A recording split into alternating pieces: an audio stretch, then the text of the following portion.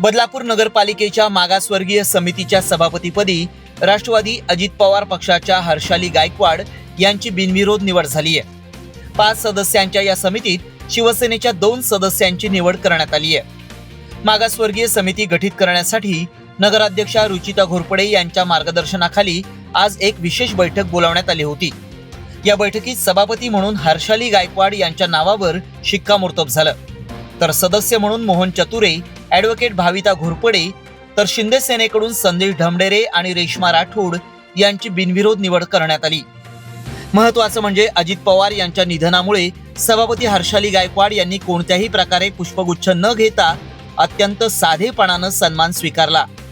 या बैठकीला नगराध्यक्षा रुचिता घोरपडे, उपनगराध्यक्षा प्रियांका दामले, मुख्याधिकारी मारुती गायकवाड तसंच इतर लोकप्रतिनिधी उपस्थित होते।